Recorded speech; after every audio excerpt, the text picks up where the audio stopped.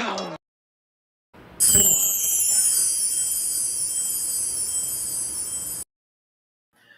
Welcome to the Omniverse of Nick, and the opening to the next Walking Dead story, What If Clara Survived? Now, before we get into it, be sure to check out the Omniverse's homepage, where our channel mascot Omni will direct you to the Discord, every Google Doc, and everything the Omniverse has to offer, along with smashing the like button, subscribing to the Omniverse of Nick, sharing the Omniverse around, and turning on all Omniversal notifications, and commenting future requests and expectations in the comments section. With all that said, let's begin. So this is the next Walking Dead story. It's actually going to be quite a decent long of a tale. Not too many changes overall, but still long nonetheless. What if Clara from season 4, the beginning, survived? Now, in canon, Clara was a lone survivor that Rick found out on his own after the beginning of season 4 of The Walking Dead and wanted help and seemingly seemed like a decent person. And Rick even warmed up to her and was willing to let her come back to the prison and everything. But she turned on him when it was revealed that her husband was a walkerhead, and she tried to kill him. And Clara said that she couldn't do anything like this anymore, or at all, and just made Rick let her kill herself. After that, her walker would arrive at the prison, showing that whatever potential we had for this woman to survive and show any kind of character development at all in The Walking Dead was screwed. But what if she didn't do that? What if Clara decided to live? Or what if she was forced to live? Would her character change into a huge survivor? What would her plans be with Rick and his development? Because that was almost the last bit of Officer Friendly that was left, because we saw how much that broke him. That's what we answer today. Now, we open up with Rick taking Clara back to her little campsite, and Clara still turning on him, and she says she can't do anything like this anymore, and says, "Don't end it after. Let me be with him." But Rick, even though he's about to say no and just not do anything at all, not shoot, not attack, not push, not stop her, not nothing, his mind flashes. He flashes to Lori, who he hallucinated the entire season 3, pretty much, and how she died and how he couldn't do anything to save her. So, knowing this, it's fight or flight mode for Rick, and he just kicks Clara and stops her from stabbing herself. And Rick says, "You can't. I had a wife. Her name was Lori. I couldn't save her. But I can save you. There is much more to life that you're throwing away. You might have to do wrong things in this world, but that doesn't mean you can't fight through it and know when wrong is wrong and when to do the wrong thing at the right moment." And he tells her, throwing your life away, even in a world as broken as this, you can always find a way to make it better and grow with it. We've definitely gotten through things like this before, and I believe you can too. Give yourself a chance. Let me help you get another chance. Clara says, "How am I supposed to do that? How can you live with being a monster?" And Rick says it never gets any easier. But knowing when to stop, knowing when to do the wrong thing at the right time, it's far more worth it than throwing it all away. And even Clara knows that deep down, even though it's very wrong for her to even attempt to want to stay in a world where you have to do the wrong thing at any moment, she knows that Rick is right. Throwing her life away because of this, she has to grow on for her husband, for herself, and for a future that she can hopefully become a better person. And she says, okay. And she apologizes for trying to kill Rick. And Rick still agrees to take her back to the prison, but asks her the three questions. How many walkers have you killed? And I feel like that would be the same answer. How many people have you killed? And that answer would obviously be different. And after that, they go back to the prison. And Clara is very thrown off at the fact that they are all here. But Rick says they've been through a lot, but this is their home. And they even have showers and people living here. Leaders, farmers, workers. She can make that her home too. She just has to trust that she can live here. Trust that there is a future for her. And whenever she is ready, content, cleaned up, and rested, come talk to him. They'll discuss where to go from there. And Clara says, okay, and settles into the prison. And gets for the first time in what seems like ages to take a shower. She cleans herself off, mulling over what has happened. Her husband, her future, Rick saving her, letting her live. And even though she had a choice just like Andrea, which he probably would bring up,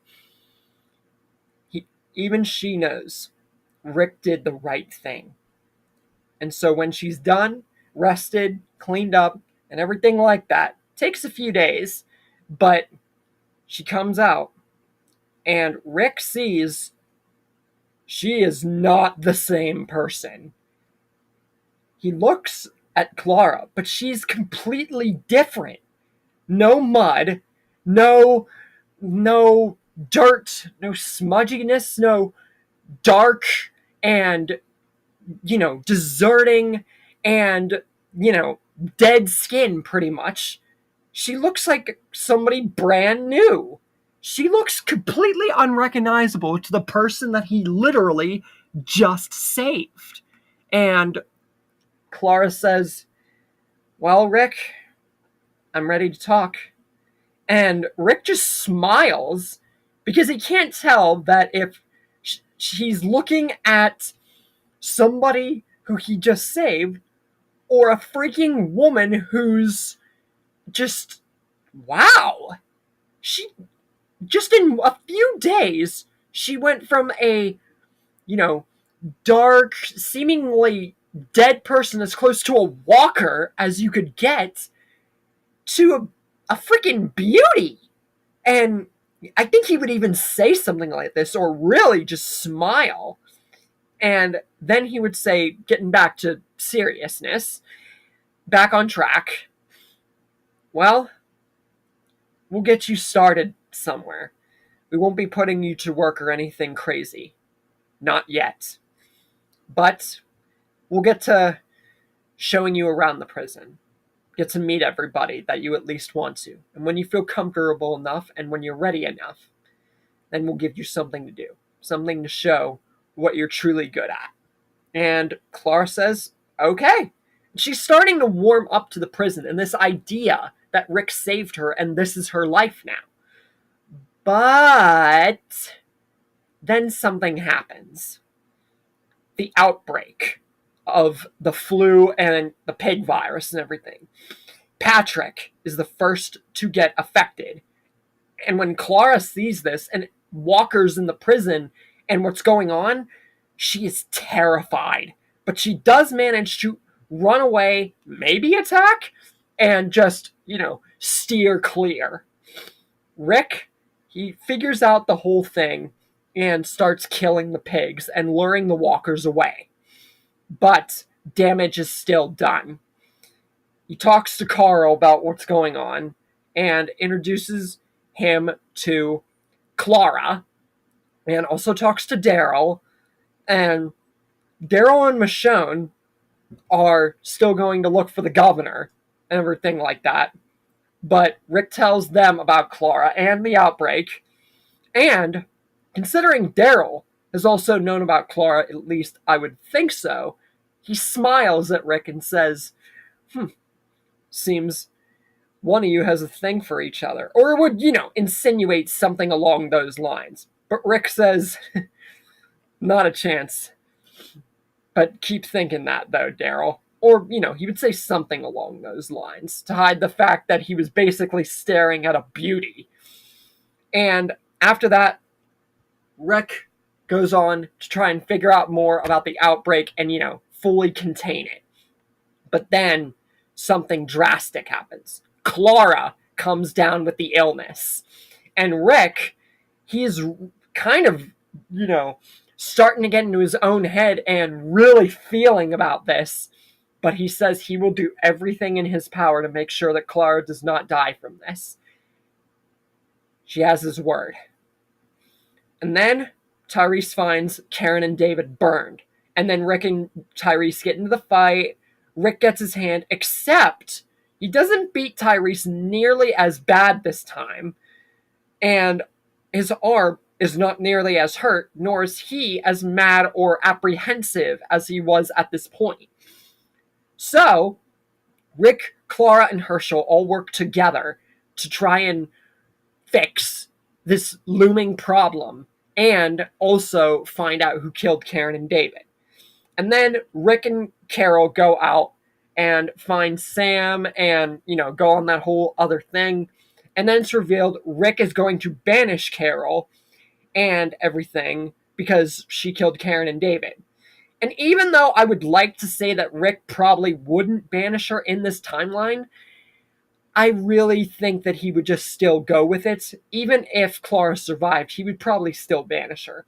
I do believe that there might be at least, maybe a story or two, maybe even more, where Carol has not been banished. Probably even more than that. But in this one, yeah, she still gets banished. So, she drives off, leaving Rick alone to think about everything that's happened. And think about Clara possibly dying from the virus and his looming feelings towards her. Meanwhile, Daryl, Bob, Tyrese, and Michonne go on the mission, find out that Bob was trying to get a drink. That whole thing goes the same. And Herschel and everybody have a problem at the prison. Clara helps Herschel, and along with Glenn and whoever else would still have strength to contain the virus, even though Clara's affected, Glenn would be the most affected.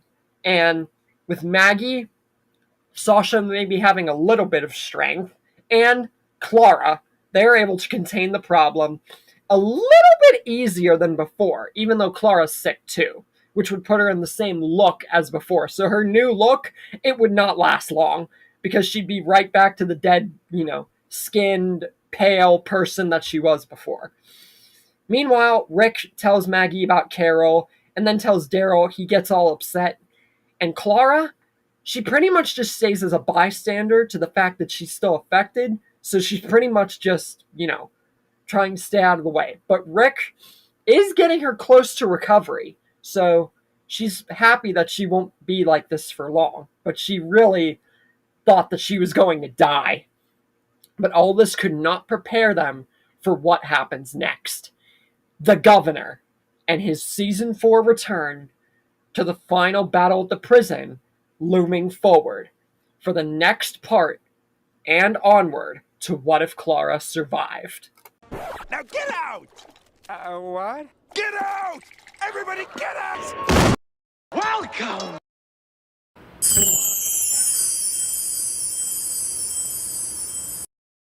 Welcome to the Omniverse of Nick and part 2 to What If Clara Survived. Before we get into it, be sure to check out the Omniverse's homepage, where our channel mascot Omni will direct you to the Discord, every Google Doc, as well as everything the Omniverse has to offer, along with smashing the like button, subscribing to the Omniverse of Nick, sharing the Omniverse around and turning on all Omniversal notifications, and commenting future requests and expectations in the comment section. With all that said, let's begin. We open up where we ended off last time, with the governor about to make his menacing return. So the backstory for the governor goes all the same. He gets with Martinez and Shumpert, they leave him behind, he feels betrayed, empty, and he burns down Woodbury and just destroys everything. And then he's off on his own, and meets with Lily, Tara, the Chamblers, and gets the whole army for his revenge. And then they show up at the prison with Michonne and Herschel as hostages. Rick tries to make his speech about everyone staying alive and that they're not too far gone. But as we know, just because Clara's here doesn't mean that the governor's gonna turn good. Even though that's happened before. But not in this case. Herschel still dies, and Rick and the governor fight in one last brutal brawl, ending with Michonne saving Rick's life and ultimately killing the governor. Rick, Carl, and everybody else flee the prison. But Michonne, she's still there. She kills Herschel, or, stabs Herschel's head, because, he's already dead, and sees Clara is still here. She's still at the prison, but somebody's about to shoot her. They already shot the governor, and Clara was right there too. She was so petrified with fear, and she's still suffering the effects of the disease. So she can't really do anything. She's back to looking like the close to Walker version of herself that she ever has, and she's about to die. And the person who's about to shoot her is Lily. Remember, Lily shot the governor, and then we never saw her death, even though Tara saw her, and apparently she died, in the prison or something like that. But no, this is straight after she shoots the governor, and she's just about to kill Clara. Clara is begging for her life and doesn't understand how she could be so menacing and want to do this. They've never done anything to them. Is this really who she wants to be? Be with a man like that? After Herschel's death? Is this really what it had to come down to? Destroying their home? Killing their people? But Lily's still about to pull the trigger when Michonne steps up behind her with her blade and says, "Drop the gun, or you're gonna wish that you had." But Lily says, "Should I?" And when Michonne doesn't falter, Lily just drops it and just cries out in agony. She never wanted any of this. She never wanted to come here and kill these people at this prison. She didn't even want to kill anybody. It was all Philip, or the governor, as he was actually called. Or Brian, whatever. He had so many names that she couldn't process him well enough. She knew from the get-go that he was the wrong man to be around. But she would have never guessed that it would have gone this far. She was used. And her daughter, Megan, her sister, she doesn't even know where she is. All of them, they were just used by the governor to get what he wanted. And even that couldn't save him. So she had to put him down.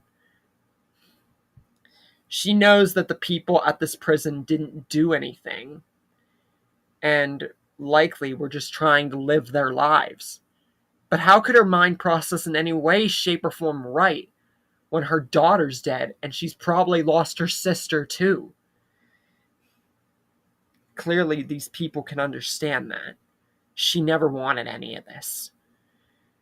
Michonne says she can understand that. But Lily should have known. It's not all her fault. But Lily should have known.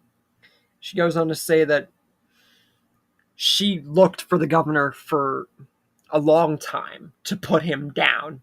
And the things that brutal man did, she should have killed him when she had the chance. And Lily and her family should have cast him out or killed him when they had the chance. So now she doesn't know what to do with Lily. But she knows the prison, it's gone. Lily says she doesn't know what to do either. She's likely lost her sister. She lost her daughter. She lost the people that she was with. She lost her family. She's empty. For the first time in her life, she's empty. And she says, if there's anything I can do for you people, I will try. Can you give me another chance? Can you at least give me a chance to make up for being with the wrong side? I'll be with you people if it means any sort of redemption and meaning for the life that I still have yet to live in this world.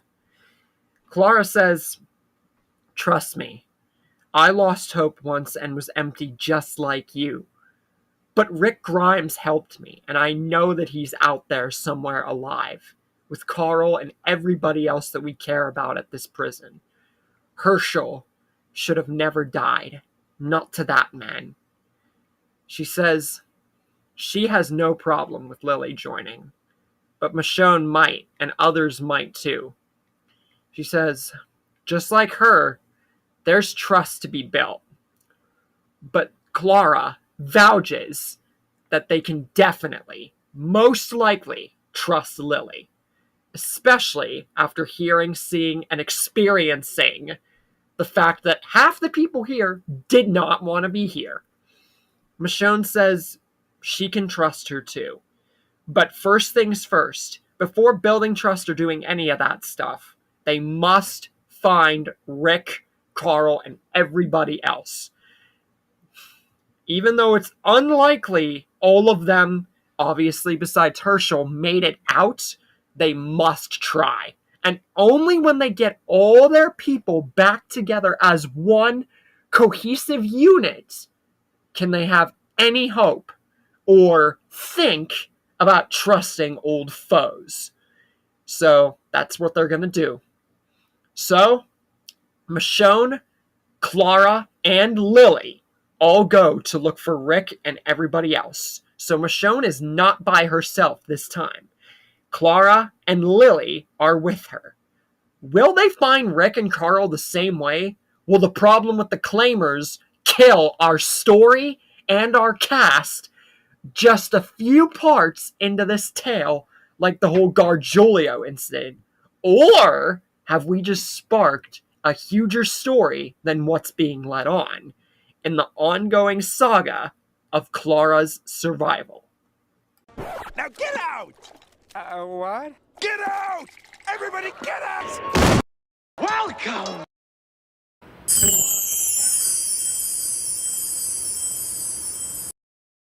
Welcome to the Omniverse of Nick and part 3 to What If Clara Survived. Now before we get into it, be sure to check out the Omniverse's homepage, where our channel mascot Omni will direct you to the Discord, all the Google Docs, and everything the Omniverse has to offer, along with smashing the like button, subscribing to the Omniverse of Nick, sharing the Omniverse around and turning on all Omniversal notifications, and commenting future requests and expectations in the comments section. With all that said, let's begin. We open up where we ended off last time, with Michonne, with Clara and Lily going to look for Rick and everybody else in the group. And meanwhile, Carl is with Rick, and that all goes the same. But eventually, Rick opens the door and sees, looks like it's someone not just for you, Carl, but for us. And he is really happy to see who it is. First, Clara, who's very happy to see Rick and Carl alive. And then Michonne, who talks to Rick and Carl, and that whole thing goes the same. And then Lily, who Rick looks at, but he doesn't know who she is. But she does have a vague sense of familiarity to her. Michonne says she's the sister of the one Rick tried to reason with at the prison. And she says she wasn't there and her daughter was killed by the governor and she was used and with the governor for a short period of time, but never knew about the prison and almost died by her own hands trying to kill Clara. But just like her sister, she never wanted to be there. And she wants to be with the group now to gain forgiveness and be a better person, even though, she didn't kill anybody. Rick processes this for a minute, and he understands. He reasoned with her sister because he knew she didn't want to be there. He knew that mostly all of them didn't want to be there. The governor was a sick, brutal man who tried to sickly brutalize an army just to get what he wanted. And in the end, it didn't work. So he forgives her. She can be a part of the group. He has no problem with that. Lily says she understands, but she doesn't know how she feels even with trying to find a path for herself and this redemption. And she's honestly just freaking out and beside herself, crying and trying to figure out where to go with her life from here. Her daughter's gone, her family's gone. They don't know if they're going to find her sister Tara again. Besides being with this group now, the governor destroyed her. So she doesn't know how she's going to come back from this. But if being with these people means that she can find another way, she'll do it. And Rick says, we all have things we have to make up for in this world.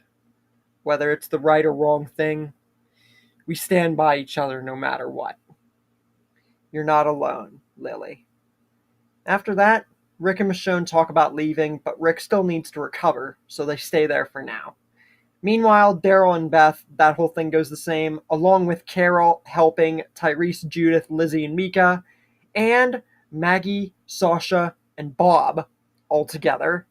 And Tara and Glenn have their whole, reunion or, meeting. Except this time Tara's not so sure about Lily, because they didn't see her die, or Tara didn't see her get swarmed. So yeah, that's just a minor change. And then they meet Abraham, Eugene, and Rosita and figure out the plan for Washington. But then Joe and the Claimers make their way into the house where Rick and everybody is. Rick still kills Lou and grabs his gun and tries to leave, but he knows that with more people this time, it's going to be a lot more tricky, especially since not all of them would be out. I don't think any of them would be out at all. So if they were, this scene would just go the exact same way. But considering the fact that there is Clara and Lily, I just don't think that they would be out this time. So Rick comes up with the plan. So to make sure that they all get out of there, knowing that Lou is going to turn into a walker, and knowing that he truly has no other choice but to do this, he punches the, starting to become Walker Lou down the stairs. For when the second that he turns into a walker, it'll distract these guys long enough for them to get out of there. So Rick, Carl, Clara, Michonne, and Lily all escape out the window just like Rick, and Rick gets the murder jacket and everything, and they just book it as fast as they can, and then they hear gunshots and commotion, and yeah. But Lily knows it's not going to be enough. Lily says there's only one way to make sure that the claimers don't get them. There's only one way that she can think to matter for this group, and only one purpose that she thinks she has. She gets out a gun and starts bawling. Tell my sister Lily said goodbye. This is for her and for my family. And she just goes straight towards the house, firing her gun, sacrificing herself to make sure everybody else can get away. So Rick, Carl, Michonne, and Clara all just get out of there.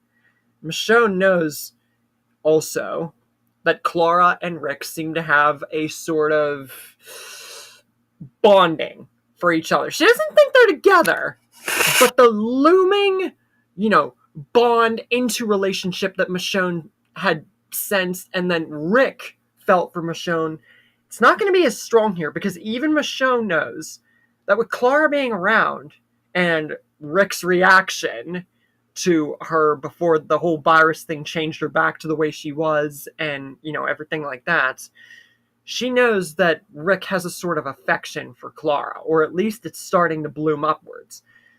But she is okay with that and just accepts the fact that eventually Rick and Clara are going to get together. It's just guaranteed at this point. Daryl even knew it too.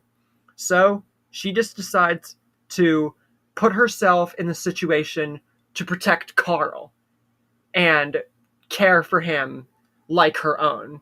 Even if, her and Rick aren't going to be together, she can still be a helping figure and, guider and true warrior for Rick's people. Meanwhile, Glenn and Tara stop the bus or, the vehicle that they're on and want to get out, but him and Abraham fight, and that whole thing goes the same. And then Daryl and Beth, their whole burning of the cabin, that whole section goes the same. Along with Maggie, Sasha, and Bob, and that whole running to try and find Glenn thing. And then Beth getting taken by Dawn's people. All leading to Daryl meeting the claimers, but there's a difference this time. One claimer is missing.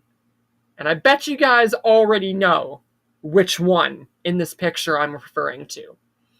But just to give you a subtle hint, Len is not there. We already know that Lou was killed in canon, so we're not going to really touch upon him. And I've had him survive before where the claimers have attacked the group, but this is different this time. Len is dead sooner. Because Lily. Now, I could have made it so that Lily survives the claimers, gets away, and the claimers don't kill her. But, yeah, Lily still dies. There really wasn't much to do with her here. And it's not like it's the first time I've made her survive, and it's not like it won't be the last. But against the claimers, heck no, by herself. But it was a good fitting out to kill at least one claimer. So that is why Len is dead early this time. So this means that Joe's persistence into Daryl joining them is stronger. Because he also tells Daryl that he knows that Daryl's a lot like his old buddy Len, who ain't with him no more. He's a bowman. And a strong one at that. Punched him right in the face.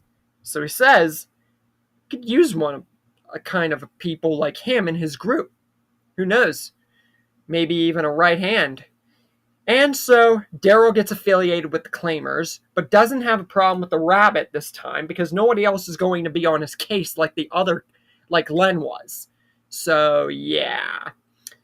Meanwhile, we get Glenn, Maggie, Sasha, Bob, and everybody reuniting. Abraham, Rosita, all of them get to Terminus. That whole section, and then they get locked up, obviously.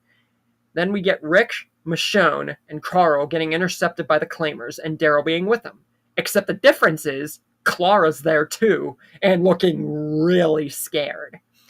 Daryl gets knocked down after trying to have himself get beaten instead. And while Joe would probably not have the beating that bad, I think the whole teach him all the way thing would still play out here, even with Len dead and him wanting Daryl to supersede as some kind of right hand. But I think it would actually make the beating worse because of the trust that would be more built on Daryl joining the claimers in this timeline. That's just how I think Joe would operate. But it doesn't matter, because as Joe explains what's going to happen to Clara, Michonne, and Carl after saying Daryl's getting beat to death, it all goes downhill. Rick headbutts Joe, and they all fight. Clara gets a blade, and for the first time since meeting Rick, Clara fights brutally. And she kills the claimer that was going to, do not nice things to Carl. Dave, or whatever, Tony, whatever the frick his name is. And the rest of the claimers are killed alongside. So Rick's not getting that overbearing kill that he did before with the dude that Clara kills. But that is not an issue, for he still gets to bite out Joe's throat. So his most devastating kill as of to this day, he still gets it. Michonne comforts Carl, knowing that she made the right choice in not wanting to give up, comforting Carl and being there for him. And Clara tells Carl that he did what he had to do. It might have been the darkest that she has seen a human being become. Darker than ever she thought that she would be, especially right now when she had to fight. But they're all alive. That's all that matters. And Rick and Daryl have the same conversation that they did about, like, it needed to be done and, like, everything that happened and where the group's gone and where they're going to go to next, all leading to Terminus. How will Terminus go in this timeline? With Clara and a few minor things having changed the ways of the story going into the future of Clara's survival. Now get out! What? Get out! Everybody get out! Welcome!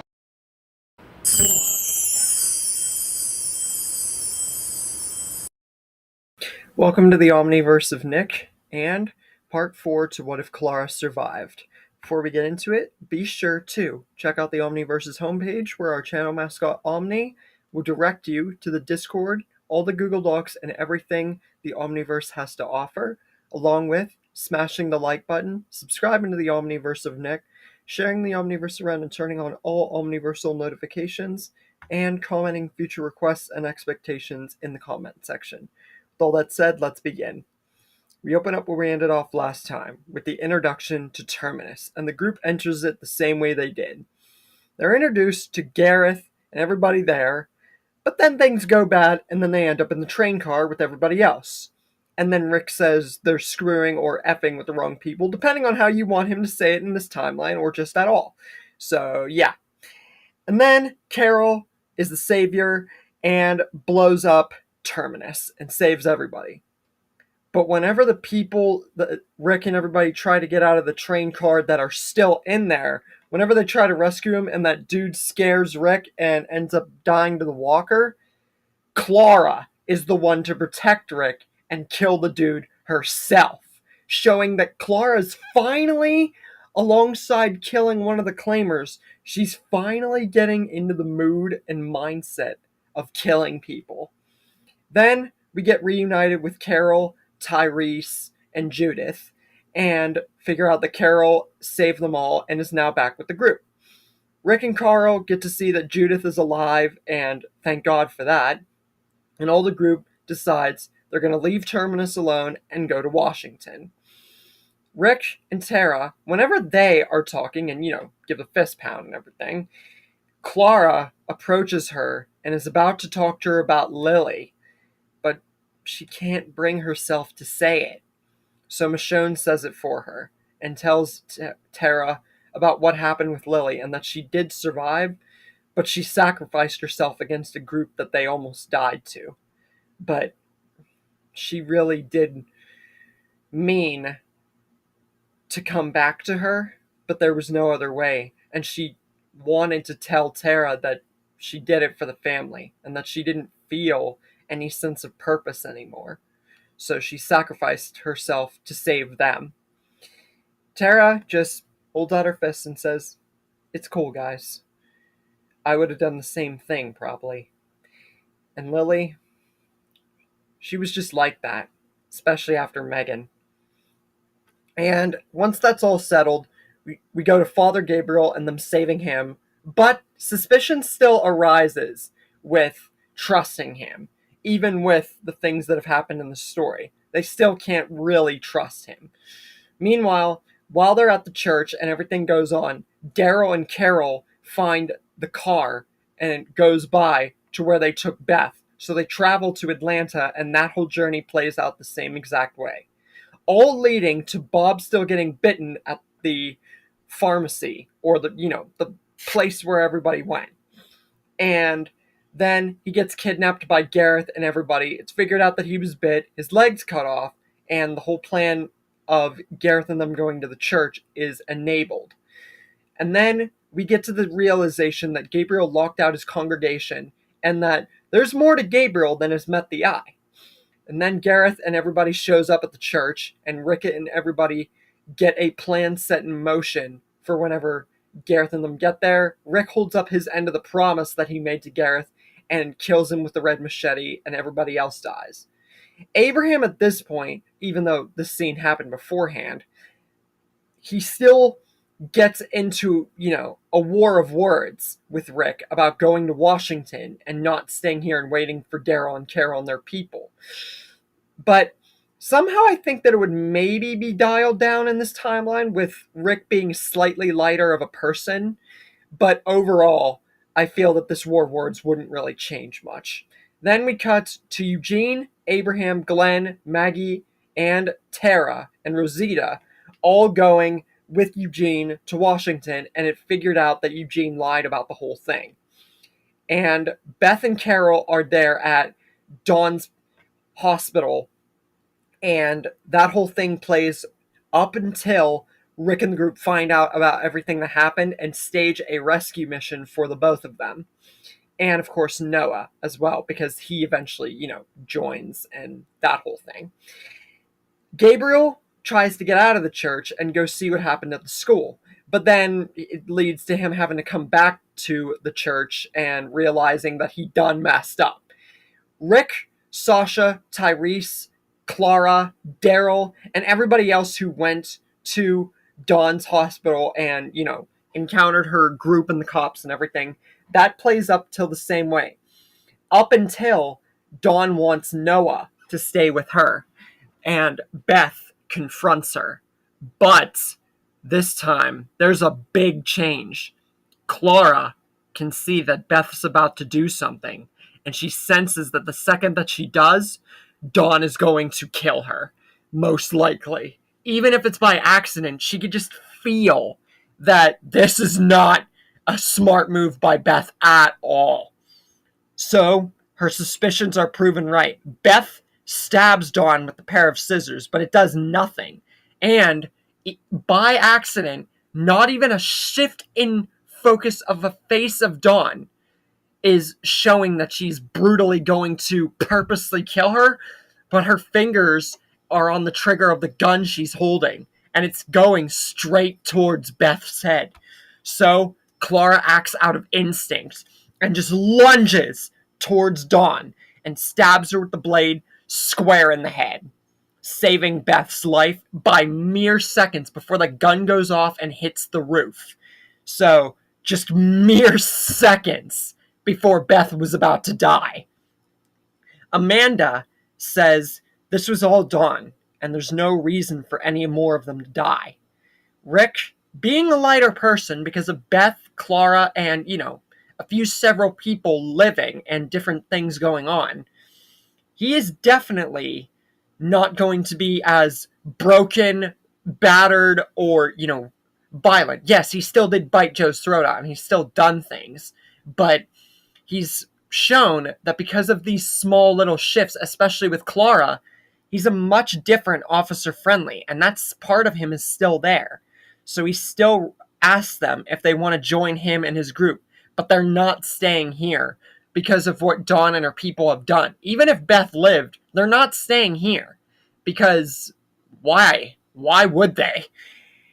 So, with Amanda and all the cops refusing and everything still because of reasons, Rick, it's not like I haven't made the cops appear and join the group before, but just in this sense, there's absolutely no reason. So, with that said, Rick and the group just go off and just leave the hospital.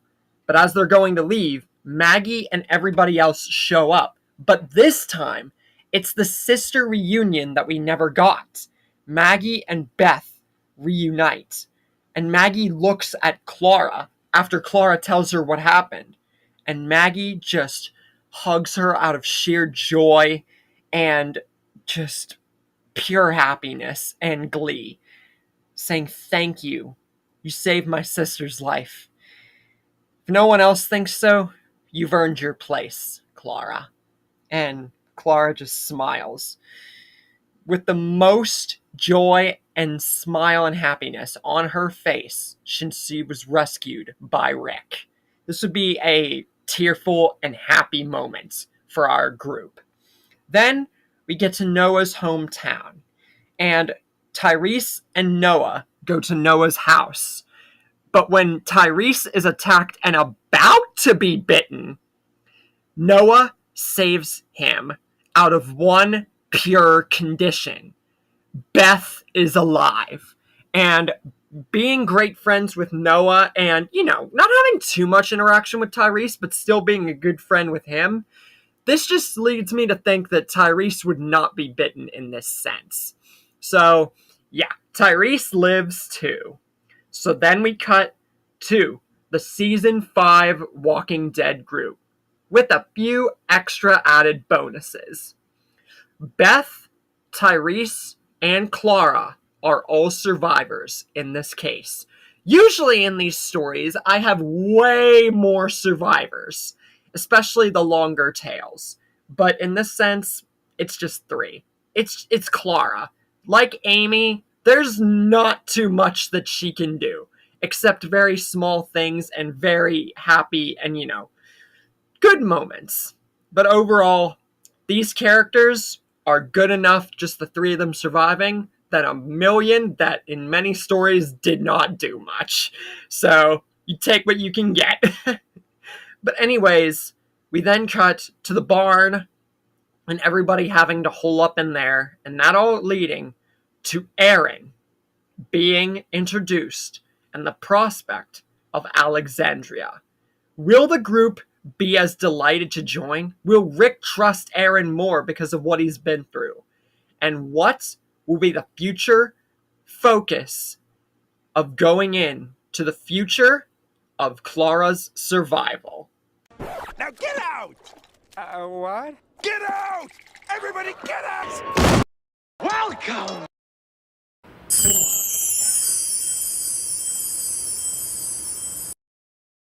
Welcome to the Omniverse of Nick and part 5 to What If Clara Survived.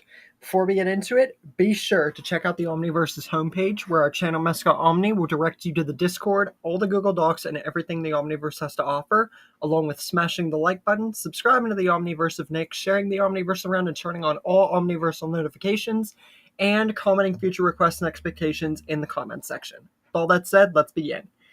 We open up where we ended off last time with Aaron and the introduction to Alexandria. And once he gets entered into the barn, Rick and everybody is still untrustworthy because of what they've been through. But whenever Aaron starts explaining and talking about Alexandria, Clara, for one, thinks that it's a great opportunity for them to finally get a life and that it should be worth them going and everything. She trusts it. And Maggie and Beth, since it's not Maggie and Sasha this time, are the ones that found Aaron and vouch for him also, along with almost everybody in the group. And Rick, being a lighter person, he likely wouldn't punch Aaron, but even if he did, I feel that overall, everybody would be far more trusting of Aaron in this timeline. So, we get Aaron and Eric reuniting and the entrance into Alexandria. Rick has a similar interview with Deanna, except I feel that it would be much lighter here, considering Rick. But considering he still bit a guy's throat out and did a bunch of other things, it'd be near the same, just lightened down a little bit, And then Clara has an interview, which I've never really touched upon in a story. She would tell Deanna of her troubled past, her husband, and how Rick saved her from ultimately ending her life, and how she became a stronger person because of it. Uniting her and several other people to a united front, Rick is no ordinary man. He is a great man. And he brought her and a bunch of other people together. People that sacrificed themselves, fighting through things. She saved her. And for that, she could not be more grateful. And Deanna says, "You look like you have not changed a day in your life since this whole mess began. And it seems like you need a long rest, wash up, and relaxation." And Deanna says, "Enjoy yourself here. You will definitely find the peace and closure that you've been looking for. Rick did the right thing by saving you. He led you here. I would be very grateful as well if I were in your shoes." And with that, everybody settles in to Alexandria. Dara and Beth start the relationship that started to blossom. And many people, I'm going to keep saying this, critique me saying that Daryl and Beth would get together. Their actors were together. If Beth was alive longer, she would have gotten with Daryl eventually. I get that people thought it was a brother and sister dynamic, but considering their actors were together, I'm just going to pull the plug on that and say every time Daryl and Beth would get together, case closed. Now, I did 3 years ago make the mistake of saying that Katniss would magically appear, not knowing who she was, and she would be the kid, but that's beside the point.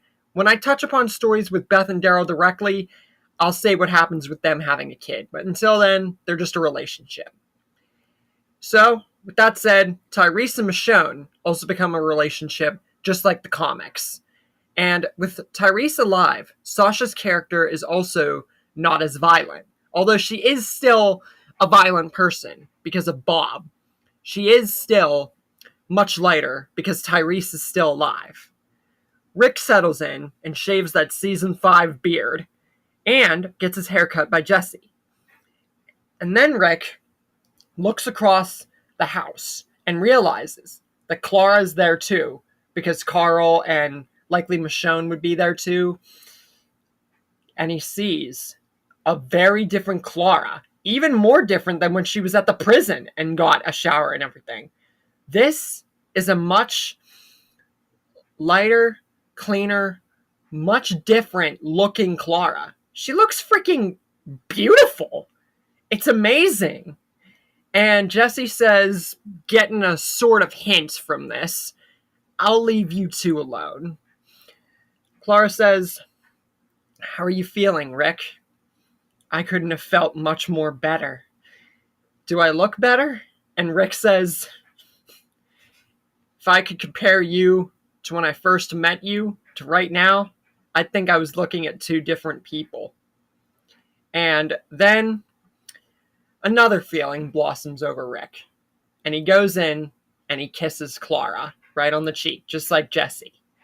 Clara is absolutely taken aback by this because, sure, she might have guessed that Rick was maybe developing feelings from the way he looked at her at the prison and now looking at her and, saying what he just said. But she had no idea that he was becoming in love with her. She didn't even have true romantic feelings. She appreciated and liked Rick, maybe a small bit of romantic feeling here and there, but she would have never guessed that Rick was in love with her. Did her looks really affect him that much? She didn't care about the way that she looked since before this all started. But she does smile and says, I never would have expected this coming from you, Rick. And hope that this is the place you can finally relax and be happy. She doesn't really say anything about the kiss, but she does smile just like Jesse. And the two just go about their business. Rick and Michonne become the constables or the cops, and Clara and Jesse become good friends over time, appreciating Jesse's children, the work that they do.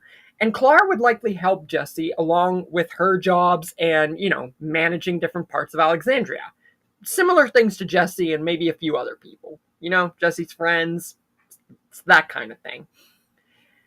Glenn, Noah, and Tara would go on the missions with Aiden and Nicholas, and that would all go the same with Glenn punching Aiden, and yeah. Carol, Daryl, and Rick would also have the meeting outside the walls to discuss how weak Alexandria is and that they might have to take the community over. Abraham would also be on the construction team, and that would go the whole same. And then we would get the mission with Noah, Eugene, Tara, Noah, Glenn, and Nicholas, and that whole thing, and all that. And Tara would still get injured and have to be monitored by Rosita and everybody else. But Beth would be there alongside the construction, not the construction team, but Noah and Glenn and everybody. So she would be there to help Noah so he doesn't die in this timeline. Now, I know I've had situations like Noah or Bob or Tyrese or T-Dog still end up dying no matter how many people, but realistically, that shouldn't have happened at all, and I honestly went about that like the completely wrong way, because with so many people, the odds of them dying to walkers with over the amount of people they had in canon would almost be little to none. So we're going to go about that in a different way this timeline. But you guys probably asking, that's one person, Nick. And what about Tyrese? Does that mean that he's here, or where is he? I feel that he would be on the construction team, but with Beth helping Noah and them going about the plan a much different direction, Aiden would still die, and Glenn knowing that Nicholas is going to do something stupid, and Beth being there with Noah and himself, and Eugene and everybody else, I feel that Nicholas would be the one to die in the place of Noah. So overall, taking into factor a much more logical way to go about this, Noah lives, Beth lives, Tyrese is with the construction team. It's just a different way of rerouting this, so it's not always the same for one thing, and it's about going it a more logical way. Meanwhile, Gabriel tries to rat out the group, or he does rat out the group, with Maggie listening in.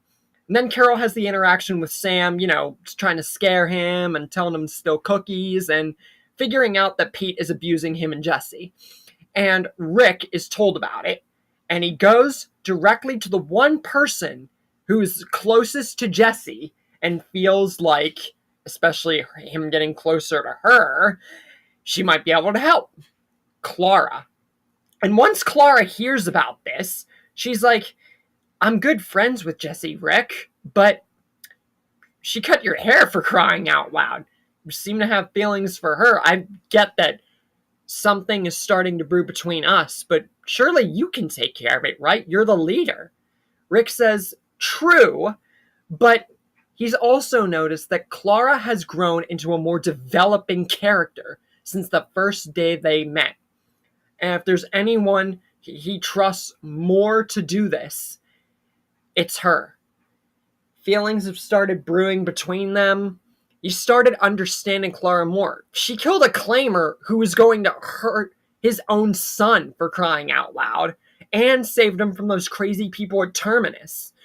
Yeah, he could have done a bunch of those things, but at least Clara was there. And it's not just about feeling something more, personal between the two. It's about the fact that Rick trusts Clara so much more, and that he knows Clara has the potential to do great things just like him.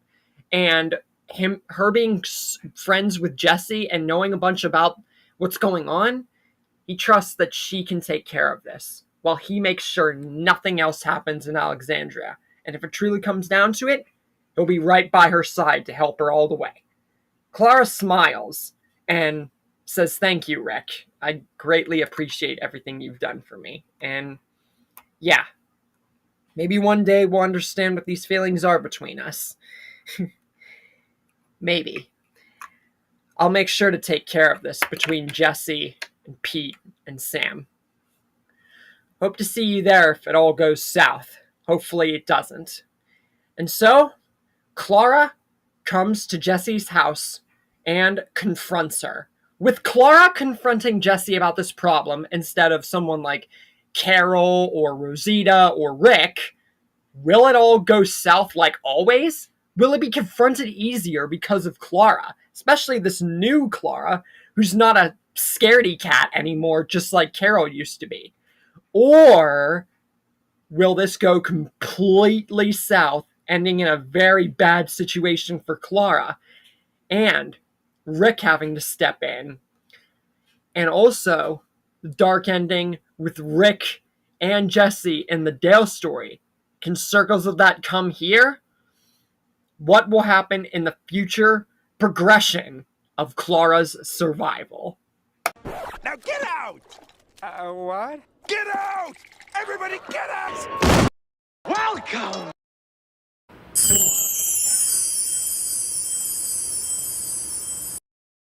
Welcome to the Omniverse of Nick and part 6 to What If Clara Survived. Before we get into it, be sure to check out the Omniverse's homepage, where our channel mascot Omni will direct you to the Discord, all the Google Docs, and everything else the Omniverse has to offer, along with smashing the like button, subscribing to the Omniverse of Nick, sharing the Omniverse around, and turning on all Omniversal notifications, along with commenting, future requests and expectations in the comments section. With all that said, let's begin. We open up where we left up last time, with Clara confronting Jesse instead of someone like Carol, Rosita, or Rick, and confronting her about the whole Pete and, abusing them situation. And then Pete comes out and says almost the exact same thing, except since it's instead of Rick, he's even more angry because, Rick sent his own girl that he likes. Pete doesn't care to do the dirty work for him. And Pete says, "You actually think that he has a say in anything here?" And meanwhile, Rick and Michonne are out on patrol, but then Rick has a sort of spidey sense. He feels like something's wrong, something's about to go down, and he runs and just books it straight towards Pete's house. And sure enough, he was right. Pete has struck Clara to the ground and says, "You think he has a say in anything?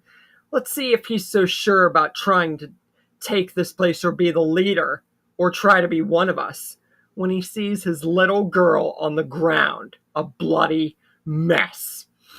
And then he tries to just completely, humiliate, attack, and just mercilessly beat down on Clara whenever Jesse tries to save her, but gets back punched by Pete, same way that he did in canon.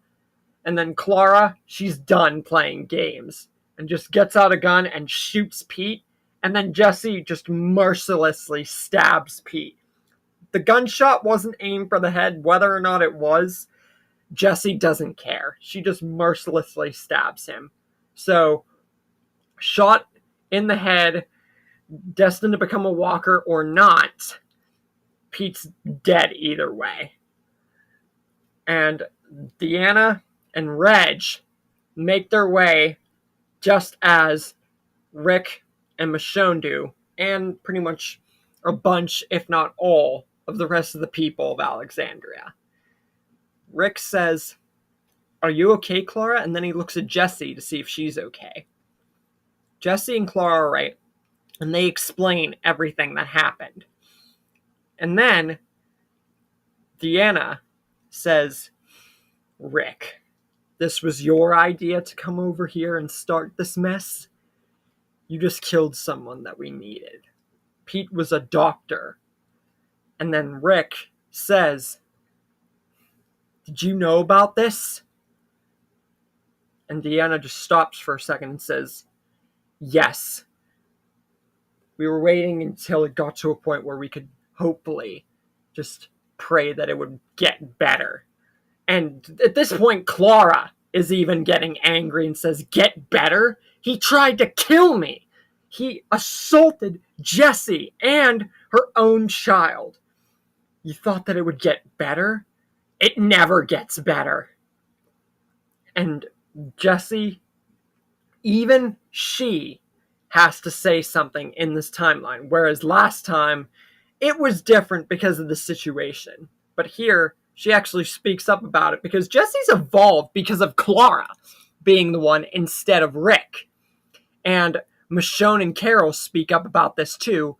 And at this point, Deanna says, "While you are all right in your own methods, taking care of a problem like this without my consent and killing him was completely and utterly unnecessary.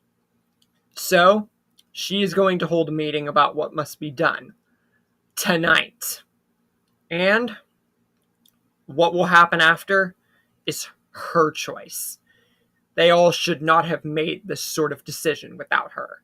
And Rick at this point is getting mad and gets out his gun and starts to lay down the law of Alexandria's people. But since this conversation has gone on for quite some time, a walker, the same walker that was let in by Gabriel not shutting the door, Rick kills after he gets right near them. Rick looks at every single one of them and then sees the the walker got a bite in someone before he killed it. Reg. Reg was bitten by the walker instead of slashed across the throat by Pete.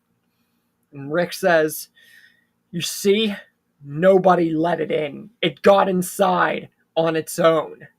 And he tells them that they always will. The dead and the living, because we're in here. We'll survive. I'll show you how. And he tells them all, "I'm not sorry for what I've said today. I'm not sorry for taking care of the situation the way that it should be taken care of. I'm sorry for not saying and taking care of it sooner. You all are not ready. But right now, you have to be. Luck runs out. This was the decision any person should, will, and must make. The world is survivable, but only if you are willing to do what it takes to survive." And even Deanna, because of Reg's death, she finally understands. She'd put her in the same situation, you know? By this point, Morgan, Aaron, Daryl, and whoever else would be on that mission, like Beth or someone, they come back. Then we get into season 6, where our survivors are Noah, Beth, Tyrese, and Clara. And Rick and Clara have started getting a lot closer, finally, after that kiss on the cheek by Rick in the last episode. Will their relationship begin to blossom and actually get them, close? Or was it just a flick that might just end up not really being too much in the grand scheme of things, and it'll end up with Jesse or Michonne or something? And with Pete dealt with in the way that he's been, and all these other minor changes and different focuses of the story, does it mean that any dark ending or movement in the story is just completely unthought of and unnecessary? Or does it mean that something even worse is getting itself in motion to happen in the future of Clara's survival? Now get out! What? Get out! Everybody get out! Welcome!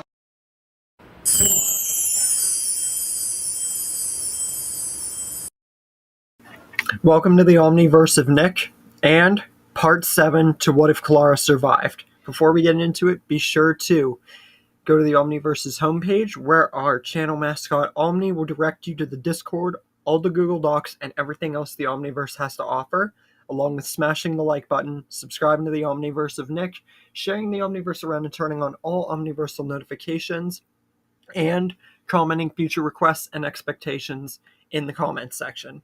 With all that said, let's begin.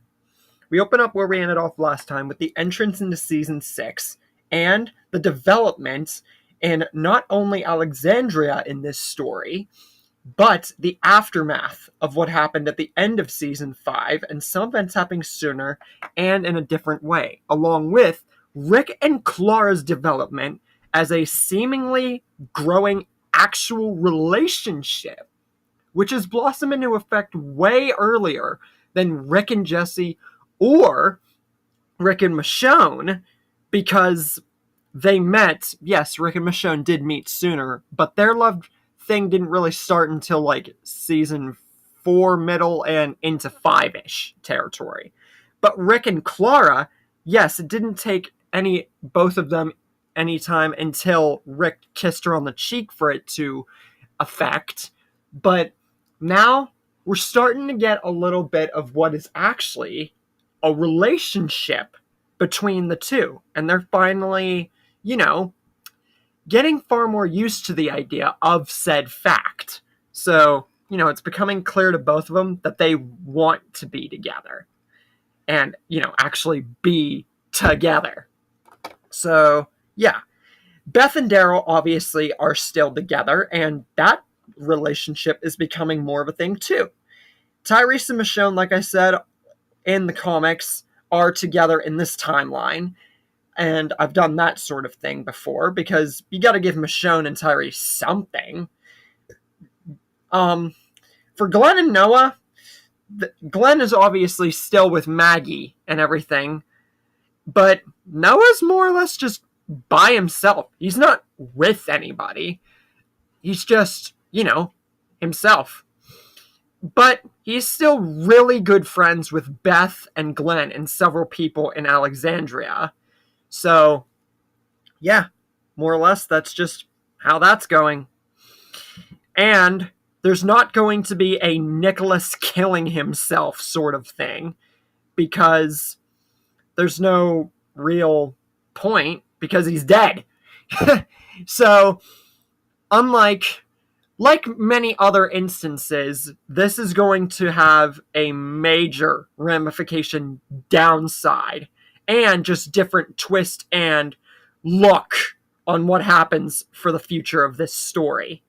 Because I've covered this sort of idea before, either Nicholas doing something different and then, getting himself killed because of it, or, just that scene not happening with Nicholas killing himself because he's already dead. So, since that's happened in this timeline, that's going to mean major ramifications. Ron, he doesn't hate Rick in this timeline, but he does hate his mother. Like, he disliked his mother before, but in this timeline, he hates her because her and Clara both killed Pete. Because we both know Ron was pretty much a Pete 2.0. So, he doesn't hate Rosita. He doesn't hate Rick. He doesn't hate Carl. He doesn't hate Michonne. And he doesn't hate Merle, Daryl, or Shane. In this timeline, he hates Jesse and Clara. So that's a big tone shift. And Morgan, since he's obviously a thing, he gets to meet Tyrese and several other people and really gets him on hold with this whole peacekeeping thing and learns about what's happened since him and Rick last crossed paths. Then we get the whole Carter trying to plan against him thing. That goes about as well as you might think. Rick and Morgan find the whole quarry site with all the walkers, and that formulates a plan. Rick then gets everybody ready to divert the horde and make sure it never gets home, and sets up the entire thing he did in canon. Carter gets bit, he dies. The truck gets rammed into Alexandria, and the wolves attack. Morgan meets the wolves that he fought in canon, along with the one that attacked him alongside Owen, and gets them all to leave, and that goes about as well as you might think. Carol dresses up as one of the wolves and slowly starts killing them. And as for Carl and Ron, they would not fight here, but they would, obviously Ron still being a jerk would lead to, some development with the whole Carl and Enid thing. But since he's not after him in this timeline, the most Ron does is just be rude to him. He's not trying to kill him or anything. And then we get Carl and Enid, and that whole thing plays out the same too. Carol then finds out that Morgan has Owen and wants to make him, he tells him a story about Eastman and wants to get him to turn good. And Denise is down there, and the whole fight between them ensues, and Owen gets Denise. Meanwhile, Glenn and Michonne are at that part of the plan with Heath and everybody else, and they all split up and do that thing. But this is where I'm going to have that major ramification pop into place. Because I've had Glenn get pushed by Nicholas, and I've had a situation where the scene didn't happen at all. Nicholas died sooner, or just, much different ways of Nicholas and Glenn and that whole thing. But here it's way different because the situation of who goes with Glenn is far different with Nicholas dead this early. Noah goes in place of Nicholas. So it's Noah and Glenn surrounded by the walkers at the dumpster. Glenn knows that they're out of rounds, and even if one of them were to jump down and feed themselves to the walkers, only one of them could get out unscathed. And it would take a miracle for the other one to get out. And they can't climb or get around or do anything like that, because then they'd risk a fatal fall or just getting ripped to pieces anyway. So Glenn knows there's only one surefire way that he can see to it that at least one of them lives. And he says, Noah, you got to take a chance here, man. I'm not letting you go down with me. And he jumps down and feeds himself to the walkers. He jumps right on top of all of them, giving a very separated time for Noah to get into the dumpster. But he tries to save Glenn. He doesn't want him to die too, but it's too late. Glenn is instantly swarmed by the walkers that fell down, and one surrounding them all. And Noah has no choice. He has to let go. A polar opposite of the canon timeline, where Glenn had to let go of the fact that Noah was dying, and now Noah has to let go of the fact that Glenn is dying. So, with that said, Noah has to accept the fact he can't save Glenn, and he goes off. He gets under the dumpster, and before you know it, he manages to escape the walkers. But it takes a long time, just as long as Glenn, if not a tiny bit less of a time, because, there's two of them, and neither one killed themselves. Well, Glenn, in a way, did kill himself, yes, but you get my meaning. Well, neither one shot themselves. Noah does live, though, without a scratch or a bite or anything. Eventually, he does come across Enid, and their conversations would go much like Glenn's, except far different because it's Noah. And Jesse and Clara, meanwhile, are in the house whenever the wolves attack, and they fight them off both together.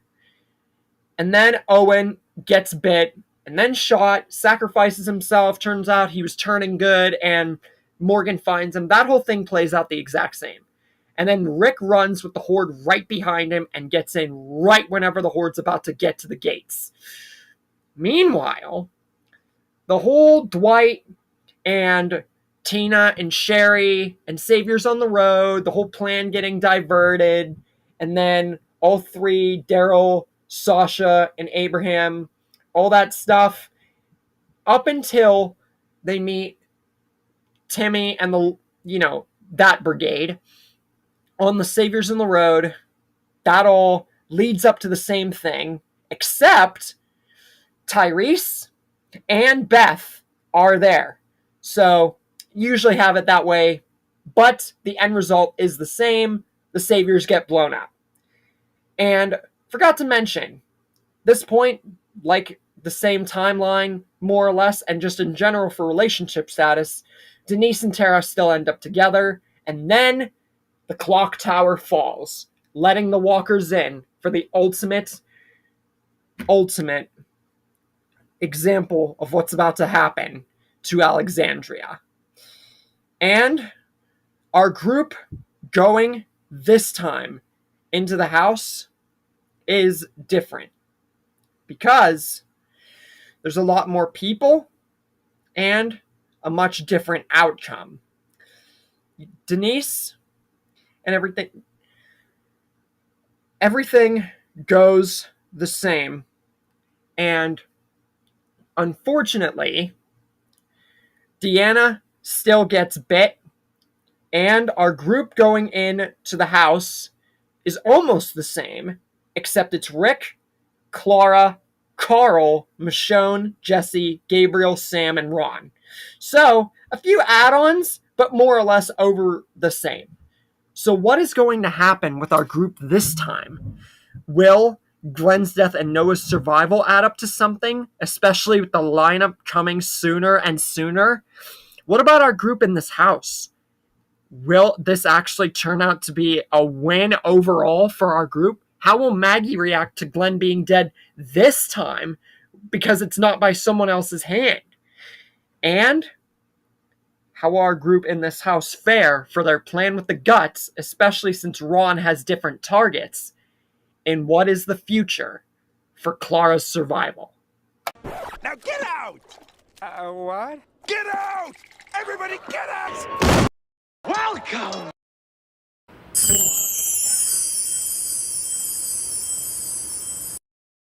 Welcome to the Omniverse of Nick and Part 8 to What If Clara Survived. Before we get into it, be sure to check out the Omniverse's homepage where our channel mascot Omni will direct you to the Discord, all the Google Docs, as well as everything else the Omniverse has to offer, along with smashing the like button, subscribing to the Omniverse of Nick, sharing the Omniverse around and turning on all Omniversal notifications, and commenting future requests and expectations in the comment section. With all that said, let's begin.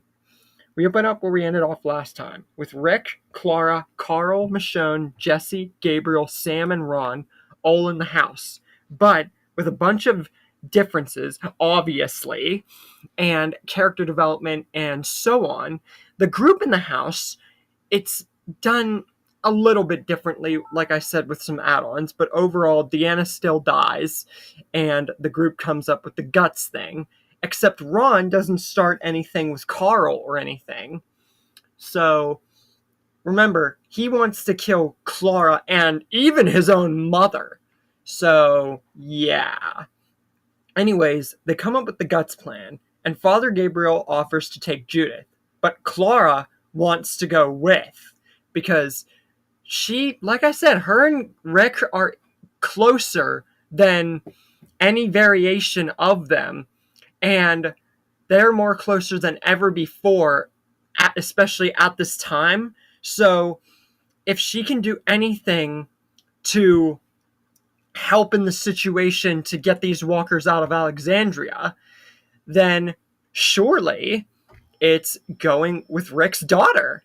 And yeah, Jessie says that she's going too. She tells Sam that they're both going to go with Clara and Father Gabriel. Sam persists in wanting to stay because Sam, but he's kind of outvoted here. So yeah. Ron says he'll go too to protect his mom and Sam. But not 2 seconds into them getting towards the house in which they're going to go, everybody else that's there, Rick, Michonne, Carl, they see Ron begin to pull a gun from behind him. And they instantly know what Ron's going to do. And they can't afford to let this go bad or for him to kill Clara or Jesse. They know what Ron's planning. So, Michonne stabs him just like cannon. But the gun still goes off. It shoots right into Carl, and Carl gets shot right in the eye. And then Rick gets all angry and starts attacking the walkers. Noah returns with Enid and starts fighting him off, but he then starts to get cornered. But then Abraham, Sasha, and Daryl with the rocket launcher come in for the save, and with all of Alexandria banded together, plus add-ons, the walkers are taken out. Afterwards, Maggie talks to Noah and asks him where Glenn is. But she breaks down, sobbing and flailing and completely heartbroken when she finds out what Glenn did for Noah and for all of them. It breaks her. But this is the first time in probably any story that I've ever done where Glenn wasn't killed by a person, just walkers. So, you know, I'm not saying that's any easier of a loss for Maggie, but it is different. But Beth is alive and goes to comfort her sister because she knows more than anyone what it's like to lose a lover in the apocalypse. And she knows exactly what Maggie is going through. Jesse and Rick get to talking, and Jesse thanks Rick and Clara and the Grimes family for saving her and her son. And she knows that Ron, just like Pete, they had to be put down. and she looks over with Rick as Clara is knelt to where Carl is healing, and Jesse tells Rick, "You chose a wise girl to save. You guys are definitely suited for each other." And with all that said, 2 months go by, and Rick and Daryl meet Jesus, and while they're trying to get the food truck and everything, but Michonne and Tyrese are there. So with add-ons, just like the Eastman story and a few others, this means the food truck's not going to drown in the lake. So they have way more food than in canon. And just overall stuff. And then Jesus tells them all, probably walking in on Rick and Clara at this point, if they would be getting serious like Rick and Michonne did. And Jesus would walk in on them most likely and tell them of Hilltop and that whole thing and the Saviors. And then we get Ethan returning to Hilltop, stabbing Gregory, and then getting killed by Rick himself. And then Maggie makes the deal with Gregory about getting half of their stuff if they killed Negan and, save them and everything. Except Beth's there too, and tells Gregory, "You'd be wise to make this deal with my sister. She just lost a man who's more important to him than anyone on this whole earth. I hate to see you end up on her bad side, because you don't want that." So Gregory has no choice but to abide, much more so than in canon. So they get to the outpost, and everything goes the same. They kill the Saviors in their sleep, except they're able to get more of the job done. And Primo's captured, and then it's figured out that Carol and Maggie are captured, along with Beth and Noah. But Tyrese comes in for the save, surprising all of them. And with the numbers game being way more in Rick's group's favor, Maggie, Beth, and Carol are able to get the upper hand with Tyrese's distraction, and along with Noah also helping, and they got this in the bag. And then Rick kills Primo whenever he says he's Negan, and that all goes the same. And then Abraham and Eugene have their disagreement when they find the bullet factory.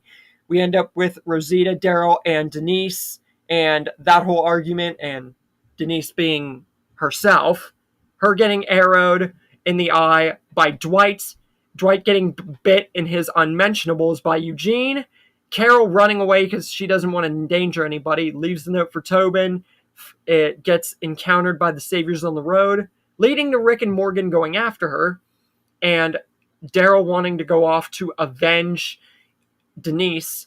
But our group this time is different.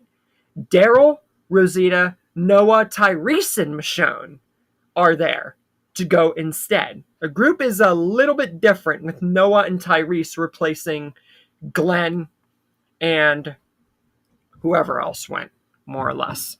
Forgot the last person who really went. But that doesn't matter. What matters is it still ends up the exact same way. So Dwight captures, with the rest of his Saviors, Daryl and everybody else. And Beth comforts Maggie even more, cuts her hair for her, but then Maggie's pregnancy starts to affect her. And it's figured out that Clara is experiencing some sort of pain herself. But that's impossible. Her and Rick didn't really get together like that much. I mean, they did probably a little bit, but she's getting affected the same way too. So they all prepare to get in the RV to go to Hilltop. And Beth goes to make sure Maggie is okay. Clara, who's going to take care of her? Well, Jesse says that her and Sam will go to take care of Clara. So it's set. And then they encounter the Saviors on the road at every single pass and turn. And then all leading up to the lineup. Now, how is the lineup going to go this time with no Glenn and a few extra people? Especially, Jesse, Sam, kids, like That kind of lineup. How will it go this time? Will it go the way that the original story went? Or is it about to turn much darker than it really has since the beginning of the story?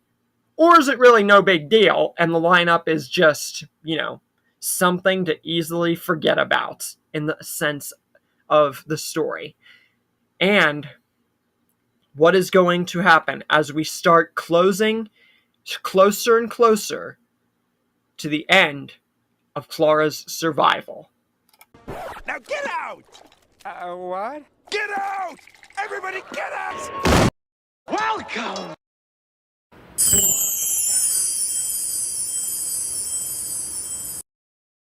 Welcome to the Omniverse of Nick and Part 9 to What If Clara Survived. Before we get into it, be sure to check out the Omniverse's homepage, where our channel mascot Omni will direct you to the Discord, all the Google Docs, and everything else the Omniverse has to offer, along with smashing the like button, subscribing to the Omniverse of Nick, sharing the Omniverse around and turning on all Omniversal notifications, and commenting future requests and expectations in the comment section. With all that said, let's begin. We open up where we ended off last time with the infamous lineup scene and Negan's introduction. Negan gives the same speech about the killing of his people and how the new world order is that they give him their crap or he will kill them. And now he's got to pick somebody for Lucille. So now we get to that scene.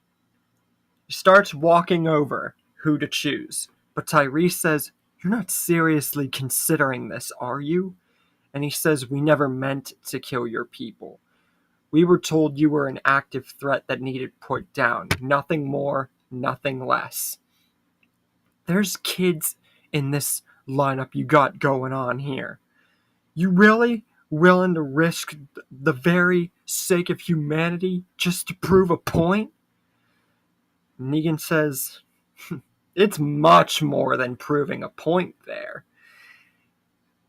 And then he compares him to something like a Steelers player or something like that. We know Tyrese was in sports and everything before the apocalypse, something along those lines.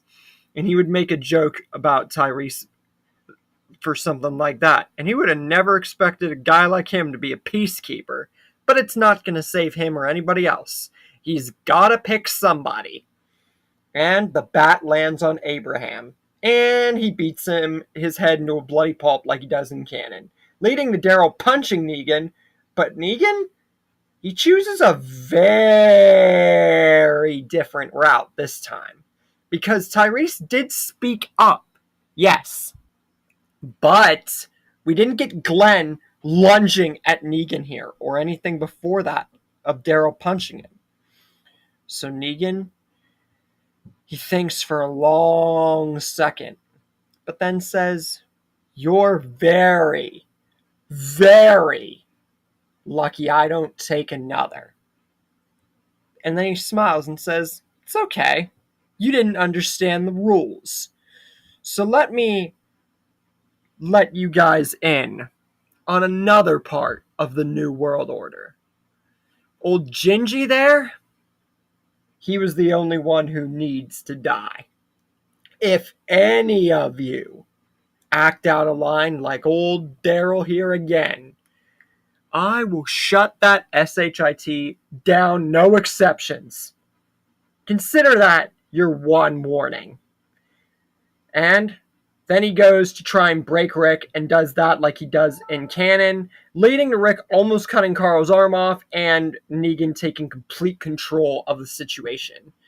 Daryl getting kidnapped and sent to the sanctuary, and Noah and Tyrese talking to each other about Abraham and about what has happened. And who goes to the hilltop with Maggie? Even though she didn't lose Glenn to Negan, she still has to go there along with Clara. So Sasha, Beth, Jesse, and Sam all go with Maggie and Clara to the hilltop to make sure that they can get checked on. Meanwhile, Carol almost dies to the saviors who follow her, but Morgan saves her and sends her to the kingdom where they meet Ezekiel. And then Negan goes to Alexandria to get the first delivery. And much of what goes on there is absolutely the same, minus a few interactions and a few changed interactions. Rick is told to hold Lucille, thinks about killing him. Not as deep this time because it's Abraham's death alone, but we still get the whole Carl causing problems with Negan at the house, and Rosita asking Eugene for a bullet because Abraham. Then we get Carl wanting to go to Hilltop and everything just to take Negan down. Enid trying to stop him to no avail. Him hiding in the truck with Jesus in there too. And Gregory finding out about the whole thing, wanting to kick everybody out. But with lots more people backing Maggie and Clara and everything like that, Gregory has no say in anything here. Even more so than in canon. Then we learn about what happened with Heath and Tara since they still went on their mission. And then Heath getting kidnapped by Jadis because of the CRM, and Tara getting held by the Oceanside people and returning to find out what happened to Glenn because of walkers. And if she didn't already leave already, it's debatable around that time. But then she finds out what happened to Denise, Abraham, and several other things. Carl gets apprehended by Negan and everybody else at the sanctuary when he tries to kill Negan and all that. And that goes exactly the same. And then Rosita and Spencer come home to find out that Negan and several saviors are at Alexandria. Daryl escapes thanks to Jesus. Negan kills Spencer for trying to want to rebel against Rick. And Arat is told to kill somebody after Rosita shoots Lucille. And this time, when she whirls around to shoot the gun at Olivia, Noah is up there too. And the gun is actually pointing towards him. And then Tyrese makes a very bold and gut-felt decision, gets his hammer, and strikes Noah in the back non-lethally to make sure that the bullet doesn't hit him. And Tyrese takes the bullet to save Noah. So Olivia doesn't die here. For those who actually cared about Olivia, good for you. And it's not like I haven't had her killed by Alpha or something like that. Just know that she's alive. It really doesn't matter. Negan sees that Rick has returned along with Aaron, and he explains that Carl tried to kill him and also killed a little bit of his men, and he brought him home, fed him spaghetti. And then he says about Spencer revolting and wanting to put him in charge, and that Negan took him out. And then he says that Rosita shot Lucille trying to kill him, so he gave him one less mouth to feed. And that guy, Tyrese, honestly, he wouldn't have picked him to be the one to go, but Arat can't trust her. And honestly, being a peacekeeper, he felt like him and Tyrese could have been really good friends, especially him being some kind of sports or whatever guy he was back in the day. He would have made a great lieutenant of his. But now he has to find the guy or gal that made the bullet which almost killed him. And Eugene is apprehended after Tara tries to lie for him and Rosita keeps demanding, and Eugene is apprehended when he tells the truth and he gets taken. Michonne, even though she is not with Rick in this timeline, tells Rick that now or never they have to fight Negan. And yes, Rick is broken with Glenn dying, but it's not due to Negan, and Abraham's death is the only one by Negan's. So Rick is definitely way more on board with fighting Negan at this point. Rick and Michonne have a similar conversation about Shane and Judith, but it's not romantically felt because Rick and Clara are together. Instead, it's directed towards helping Clara and surviving a future with what Michonne knows is Rick's future baby. Because, yeah, she knows by this point that Rick and Clara have officially, like, for a decent bit now, been a thing. And by the time they return to Hilltop, Rick and Clara reunite and have a kiss. Then Rick reunites with Daryl, and unfortunately, Noah has to tell Sasha about Tyrese taking a bullet from a rot to save his life. Sasha, now by this point, has to mourn the loss of her brother.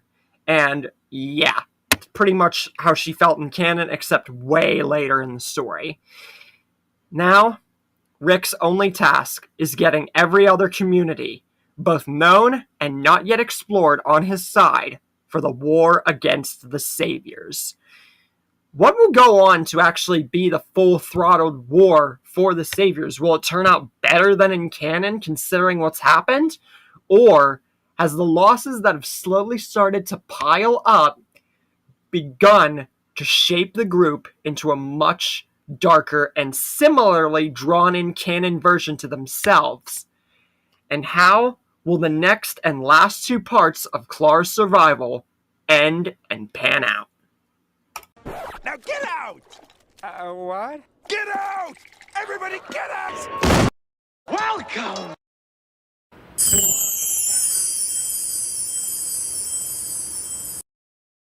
Welcome to the Omniverse of Nick and the penultimate to What If Clara Survived. Before we get into it, be sure to check out the Omniverse's homepage, where our channel mascot Omni will direct you to the Discord, all the Google Docs, as well as everything else the Omniverse has to offer, along with smashing the like button, subscribing to the Omniverse of Nick, sharing the Omniverse around, and turning on all Omniversal notifications, and commenting future requests and expectations in the comments section.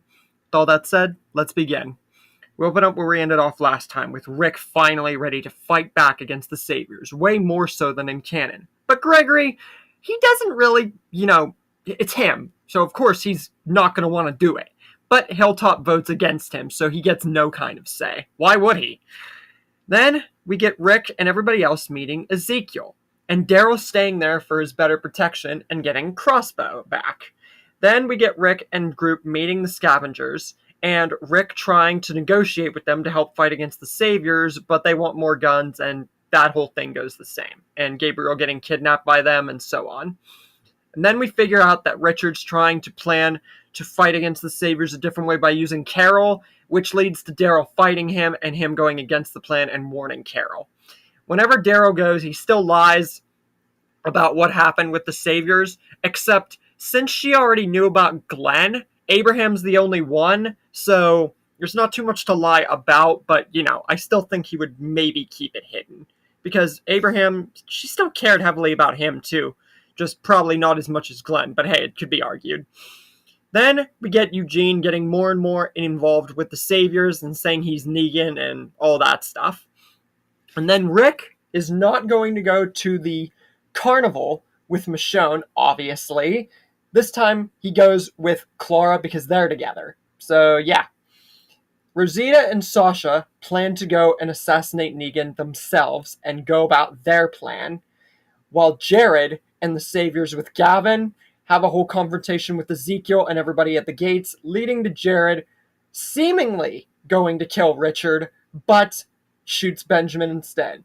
They then get to the house where Benjamin does bleed out still, leading to the next encounter, Morgan figuring out everything and killing Richard, and then going and telling Carol all about what happened and all that stuff. It probably wouldn't hit as deep this time, though, or maybe around the same, because like I said, Glenn wasn't killed by Negan, so it's definitely a bit of a change there, with just one death being Abraham, but still, it would hit home, especially considering the fact that Carol was there and everything for Glenn's death, so it could be argued.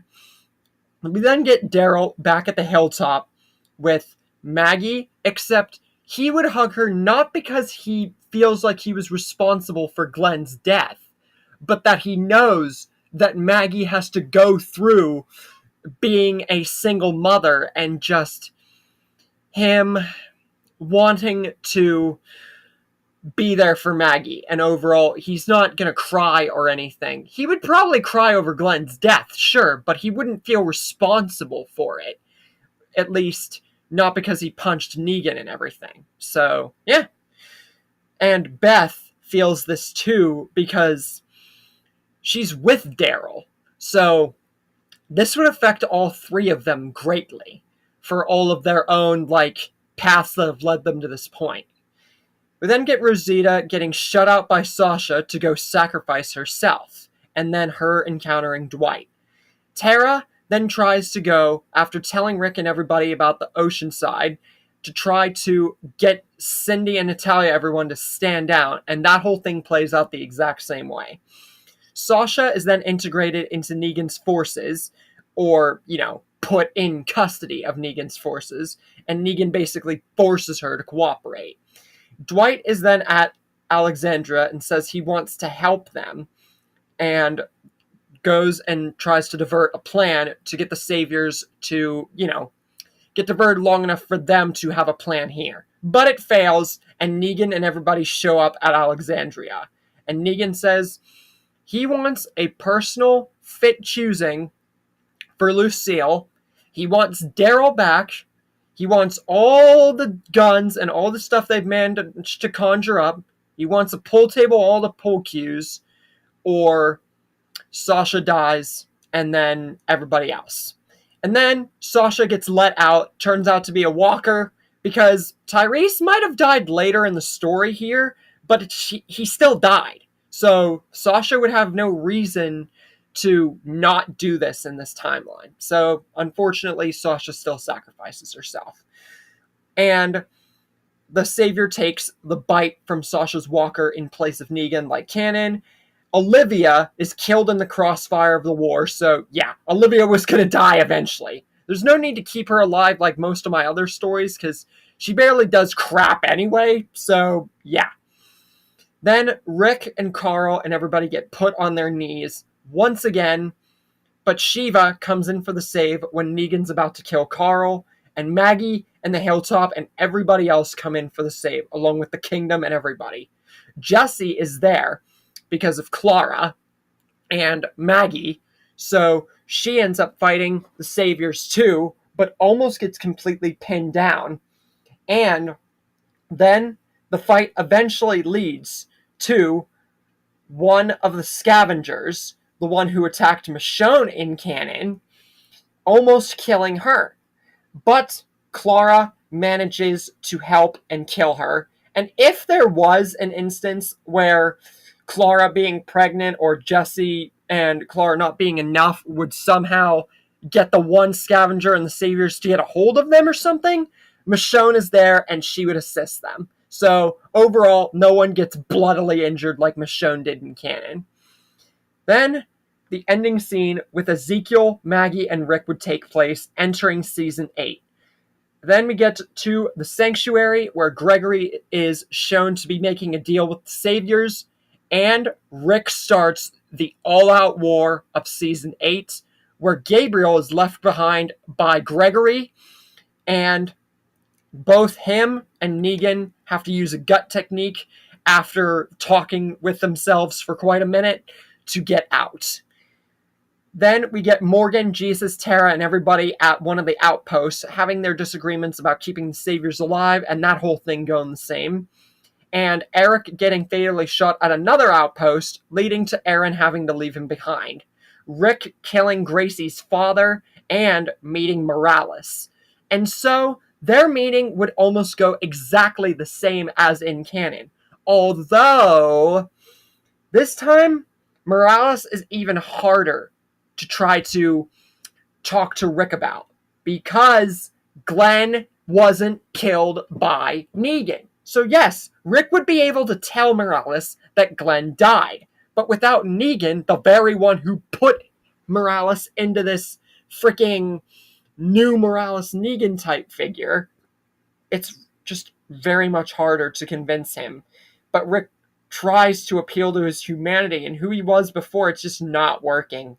Not in this timeline. Many others it's worked, many others it's the same. Here it's just harder, but more or less the same. And Daryl kills him, leading to Rick having his whole reaction, but, Daryl doesn't care. Then Gregory appears back at the hilltop, trying to ask for forgiveness, with Jesus, Enid, and Maggie and everybody, being against it, but, just letting him back in, more or less. Maggie isn't like the crazed maniac that she is in canon, because, yes, Abraham did die and everything, but, Glenn didn't die by Negan's hand again, like my Amy story, or one of the other stories that Glenn was killed by the whole before Negan, basically. Before, Glenn was killed by Savior Michonne, and Maggie wanted revenge against the Saviors for that. And then he was killed by Nicholas in another story, and she just was very upset about it. Here, he made a noble sacrifice, so Maggie isn't, yes, she is a developed person, but she's not a crazed, wanting revenge type person. So letting in Gregory would almost come easier, although no one would be wanting it. Then we get the Saviors against Ezekiel and everybody, and Gunther getting Ezekiel and all that going the same, leading to Jerry and Carol rescuing Ezekiel and trying to get out of there. Shiva saving them all and making a sacrifice, because Shiva's still going to die. But don't worry, I got plenty of stories lined up for Shiva, mainly her own. Then Jesus and Morgan have their argument and their battle, with Jesus whomping the frick out of Morgan like cannon. Negan and Gabriel getting back into the sanctuary, and Negan reaffirming his leadership spot. Rick and Daryl getting into an argument about killing the Saviors and getting them to surrender. And then Rick trying to go to Jadis and everybody to make a deal to, try to reaffirm some sort of deal and stuff like that. Then we get to something that is, in this timeline, interchangeable. Carl rescuing Sadiq and his eventual bite. I would love to tell you that, the 99.99% of my stories, Carl does not get bit in this timeline, and his death or survival is way, way, way, way different. I would love to tell you that this is like all my other stories and Carl doesn't die. But unfortunately, in this tale, there's nothing stopping it. Yes, I could have Michonne being there to help Carl. Yes, I could have Clara there to help Carl. But with Clara pregnant in this timeline and alive, and with Rick and Michonne helping out any injuries due to herself, Clara, and her pregnancy, and the fact that Jesse and Sam are there to help Clara, and the fact that, it could more or less just cause more casualties if they were to go out. Jesse and Sam are sent to Hilltop, and Michonne is stuck at Alexandria to make sure that Clara doesn't die and that her unborn child gets to live for Rick. So, unfortunately, Carl is left to rescue Sadiq by himself. It's not a Lori situation. It's not a Sadiq gets rescued without any kind of Walker interference at all. It's just not possible to escape this for Carl in this timeline. So, yeah. Meanwhile, Eugene sees that Gabriel is getting more sick and gets him into the bullet factory and starts, going against him and proving how bad Eugene's turning out. Tara and Daryl talk about the whole revenge with Dwight and everything, and about how opinions are changing, and Ezekiel is having to live with the fact of failing his kingdom and his whole self-doubt and everything, and Carol trying to reason with him. And the Saviors are prisoners at the Hilltop along with Gregory. And then we get Dwight and Eugene having their whole thing about Dwight wanting to help out Rick's group and Eugene trying to make sure that the Saviors live on. And The whole plan of crashing the truck into the sanctuary works just like canon, but when Rick and Jadis make their whole deal and everything, and, that whole thing, Rick sees that all the walkers are gone, the truck is in the sanctuary, and shots are fired, and that things are going very wrong here. Aaron and Enid go to Oceanside to try to get them to fight alongside. Dr. Carson escapes with Gabriel, leading to no success in that department, and Carl and Negan have a speech outside the walls of Alexandria, with it leading to nothing good coming out of it, leading to Carl and his bite being figured out, and Rick Michonne and Clara carrying him to bury him and let him do it let him, kill himself by himself. And for the first time since she was rescued by Rick all that time ago, besides being at his side when he was shot in the eye, for the first time in a long time, Clara cries like a deep, motherly. Yes, she considered at this time Carl to be a true son to her. And for the first time, she just weeps and cries and sobs. This would be probably, in my opinion, a much more heartfelt moment than Rick and Michonne. Not to say that Michonne was in any way wrong for being with Rick or, sobbing for Carl or anything. Rick and Michonne are like the power couple of canon Walking Dead. But for this story's sake, I'm sorry, but Rick and Clara, especially Clara's backstory, it would take the cake as like one of the most heartfelt and like gut-wrenching moments of all couples and like relationships in The Walking Dead. So Clara has a new sense of urgency. She is much more developed and has fought more than any iteration of her, but this right here and the fact that her unborn child is now in danger sets a new fire in Clara. Does this mean we're going to get an even darker side of Clara? Or right around the same? Does it mean her unborn child is in danger like Laurie's was in the Lightning McQueen Walking Dead story? Or does it mean that it's going to go so much the same that Negan's just going to live again? He might die? And how will Maggie react since he's not the one who killed Glenn? And for the finale next time, how do you guys think it will all circle in to finish Clara's survival? Now get out! What? Get out! Everybody get out! Welcome!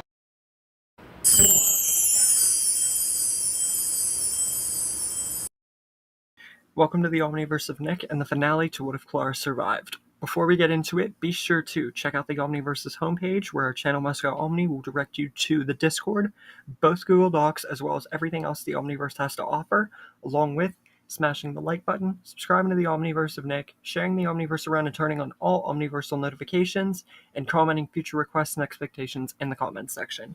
With all that said, let's begin. We open up where we ended off last time, with Clara reacting the most hard-hitting of all, just like Rick and maybe Michonne in this timeline, to Carl's death and the aftermath beginning to play out. Gavin's death due to Henry, Aaron and Enid trying to get Oceanside on their side to fight, Negan figuring out Simon's beginning to betray him, and Simon proving it by killing Jadis's people, Rick and Michonne, or maybe even Clara and Rick. It doesn't really matter who would go, if it'd be all three, one of the two. They see what happened at Jadis's, trash place. Negan figuring out the gut plan to use against Hilltop to wipe them out. Simon trying to plan a mutiny and go about it all his way and do all that stuff. And then Tara about to be hit by the arrow that Dwight's planning on not being lethal. But since they don't know that because Tara wasn't hit yet, Noah sees that Tara is in trouble. And just like Amy and her story, having been saved by everybody, and then trying to save everybody in the end with fighting Beta, and just like Glenn and Tyrese did for him, Noah makes a gut-felt decision and pushes Tara out of the way, getting the arrow lethally into his heart and killing him. So Tara's never going to know that Dwight didn't mean for it to be lethal, and now she still wants revenge against Dwight for Denise. Meanwhile, Gabriel is figured out to be getting more and more sick and tries to escape, but he still remains with the Saviors for now. Then we get the whole Georgie thing, and that plays out the exact same way. Rick has an encounter with Negan, flames up Lucille, except it's not going to be all about Glenn this time, so he's not going to be as angry, but that anger is unified to its kind of canon point by the fact that Carl is dead. So, yeah, pretty much the same encounter overall, which was an awesome one. Negan's then captured by Jadis, who lets Negan go, and Negan finds Laura on the road and returns back to the sanctuary. Meanwhile, the whole Hilltop Tobin virus thing with the guts is dealt with. Unfortunately, Noah being one of the casualties. And Alden and all the other saviors who, were actually good still stay with the group. Rick and Morgan go after the remainders and kill them all. Daryl and Rosita kidnap Eugene, but he manages to escape. Rick begins to make his way back, sees a helicopter, and that whole thing. And Clara tells Rick it's time to read Negan the letter, or, she just might. And since it's Clara, it's way different because of their relationship dynamic. Meanwhile, Ezekiel, Carol, and Henry have their whole thing, and that all goes the same. Negan kills Simon for his betrayal, and Dwight's betrayal is figured out by Laura's return. And Clara is the one, this time, who reads the letter to Negan about Carl, but Negan is still steadfast in killing all of Rick's people. And then we get the whole encounter at the end of Season 8, but Eugene still betrays the Saviors and, rigs their guns. Rick and Negan have one final encounter, with Rick wanting them to save Negan after slashing him with a piece of glass. But this time, Maggie and Daryl are not going to fight against Rick to keep Negan alive, because, I feel like a broken record here, he did not kill Glenn. Yes, you could argue that Abraham's death would cause Rosita to lash out, but she didn't in canon, so why would she here? So overall, even if everybody would disagree, no one would be crying or feigning outrage. So honestly, it's dealt with a lot smoother. So the only one that I could really feel is maybe Rosita, or something like that. It's really not a big deal. Then, Daryl and Tara let Dwight go after Dwight so badly, apologetically, feels remorse because he was trying to make a non-lethal hit on Tara. He never meant to kill Noah.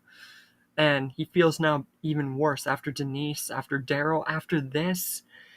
But they still let him go and say if he ever comes back, they'll kill him. Find Sherry and finish it.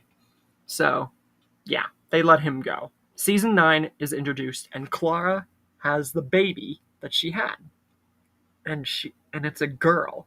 So, Judith and this girl, who Clara decides to name, with Rick also agreeing, Clarissa, because it's the first part of Clara's name, and honestly, Clarissa for Rick and Clara would be freaking beautiful, in my opinion. So, there's no RJ here. So, yeah. And then we get the whole DC thing, and Ken getting bit and dying, Maggie and Gregory having their encounter, and Gregory about to be hung. But this time, since Rick is a much lighter person, and the whole Glenn death wasn't due to Negan, and, he has 2 kids and everything that he actually knows about in this timeline, it's much different from when he sees Maggie about to do this, and he tells her to stop. The, and like I said, Rick is a much lighter person. Clara was one of the pieces left of Officer Friendly that whenever she died and killed herself, it was almost just fully full of darkness. Yes, he still did bite Joe's throat out. He still has done bad things. He's not perturbed or, taken away from that. But um he is a much lighter person and would definitely stop Maggie from hanging Gregory. And honestly, I feel that Maggie would agree with this because, you know, the whole Negan being left alive thing wouldn't make her a psychotic sociopathic freak. So Maggie begrudgingly thinks about this for a second, and then she agrees. And before she does, though, she consults Beth, who is still alive, and her sister, her counselor, her helper, and someone who's really led her along the way after Glenn's death. Beth thinks about this for a second and says, "You're the leader now, Maggie. You always have been. The trusted big sister, the leader type. Rick told you that you would know what to do when the time came. And I think Rick's right. Letting him live like this, even after all of his chances, it's a part of humanity that shouldn't leave. Like Dale and everything, we have to learn to keep our humanity, even if the world is full of darkness." And Maggie thinks about this and realizes that her sister's right, you know? But Maggie is no longer going to let Gregory stay. Just because she's letting him live, she knows that if Gregory stays here, he'll just try to kill her again. So she tells him to be off and just go. Gregory honestly wants to fight against this and attack Maggie again, or, get Rick or someone at a hostage point, but it's just the whole "because I'm still here" thing that doesn't really apply here because he literally has no choice but to either be exiled or die. He could go right back on that rope. So, unfortunately, he is exiled. Well, unfortunately and fortunately. And eventually he would just get killed by a walker or something because he has no way of fighting them reliably. So, honestly, it was either him being hung, Alpha, or just walkers. So, honestly, it really doesn't matter where Gregory's fate lies at this point. Then we get the whole bridge sequence going on, Justin, all that stuff, and Aaron getting his arm chopped off, and Gabriel figuring out Jadis's treachery and the CRM thing, Rick visiting Negan in his cell from time to time, Justin and several other saviors' death at the hands of Oceanside, with the last one being a rot and it all being figured out, but it's still being let go. Much more, like, Maggie and Daryl wouldn't be too, thrilled about it because of what's going on, but, even though Glenn didn't die to the saviors, they would still let it happen because the whole, Abraham thing and, the whole deal with the saviors, it's just, I think that they would just let it go. Either way. But since there's no Rick, Daryl, or Maggie quarry, and Maggie's not going to go to Alexandria to, kill Negan or anything, but she still doesn't exactly want to be there. There wouldn't be the whole diversion, there wouldn't be the argument, there wouldn't be anything like that. But Daryl would still have problems with the Saviors joining. It just wouldn't be, that whole deal. But Rick knows he's got to blow up the bridge, so he goes off on his own, and then he gets to the point where he's about to blow up the bridge in a much different way this time. He thinks about Lori, and he thinks about Clara, and he fires at the bridge and it blows up. After that, the entire story begins to progress the exact same way. Just because of this, Alpha and the Whisperers make themselves known, and it all leads up to the Pike scene with the same exact victims as in canon. And unfortunately, this would be where our lead, the main girl, the main person who lifted this story into maybe not that many changes, but a different feel for the story. Our main lead, Clara, would meet her end at the hands of Alpha and the Whisperers. Eventually, Michonne would find Virgil and realize that Rick is alive. And so, for Clara, for Judith, for Clara's other child, Clarissa, and the fact that she really, she hates to say this, especially because after Tyrese died, she really had feelings for Rick. So with all that boiled together, it not being the true love mission like it was in canon, but Michonne and Rick do meet, and Michonne goes to save Rick and the ones who live. Even with Beth and a few other characters living, the story wouldn't be able to change that much at all after Rick's departure. But Michonne would find him. They would officially get together. RJ would maybe start to get bored, and a new love circle would begin for the Grimes family. And Clara would always be remembered through her daughter, through Michonne going to save Rick, and through the canon storyline resurfacing as we finally would get to see what would happen if Clara survived. So, the story of Clara ends. Now, I know a lot of you are probably expecting a different part of this character. Something that I would do way differently than just make her a love interest for Rick Grimes. But honestly, Clara wasn't just a person to help Rick with his humanity and the last little bit of officer friendly that was left.